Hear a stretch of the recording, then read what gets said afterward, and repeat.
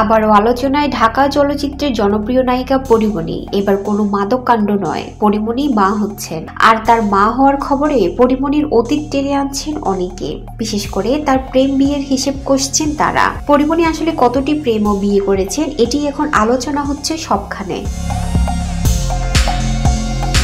ব্যবসায়ী নাসির উদ্দিন মাহমুদের সঙ্গে মাদককাণ্ডের পরপরই সেই মামলার তদন্ত কর্মকর্তা সাকলাইনের সঙ্গে আপত্তিকর অবস্থায় পাওয়া যায় পরীমনিকে। জন্মদিনের অনুষ্ঠানে যতটা অন্তরঙ্গ ছিলেন তাতে অনেকে ধরে নিয়েছেন ওই কর্মকর্তার সঙ্গে প্রেম করছেন পরীমনি। আবার অনেকে বলেন তদন্ত যেন পরীমনির পক্ষে যায়, সে লক্ষ্যে সম্পর্ক গড়ে তোলার চেষ্টা করছেন পরীমনি। তার আগে 2020 সালে 3 টাকা দেন মোহর পরিচালক কামরুজ্জামান মামুনকে বিয়ে করেন ঢাকাই চলচ্চিত্রের এই নায়িকা। সেই দাম্পত্য জীবন বেশি দিন স্থায়ী হয়নি, কয়েক মাসের মধ্যে ডিভোর্স হয়ে যায় তাদের।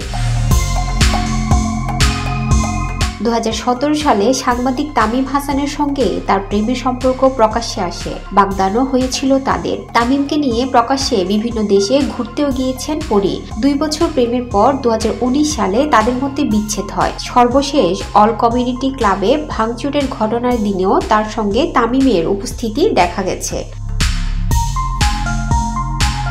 এছাড়া ব্যাংকের অর্থ আত্মসাৎ মামলায় পলাতক আসামি বিতর্কিত ব্যবসায়ী চলচ্চিত্র প্রযোজনা প্রতিষ্ঠান জাজ মাল্টিমিডিয়ার কর্ণধার আব্দুল আজিজের সঙ্গেও তার ঘনিষ্ঠ সম্পর্ক ছিল।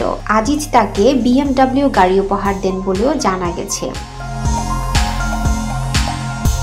2016 সালের শুরুর দিকে সামাজিক যোগাযোগ মাধ্যমে ভাইরাল হয় পরীমনির সঙ্গে দুজনের বিয়ের খবর। এমনকি বিয়ের ছবি, কাবিননামা ও তালাকনামার ছবিও প্রকাশ পায় ফেসবুকে।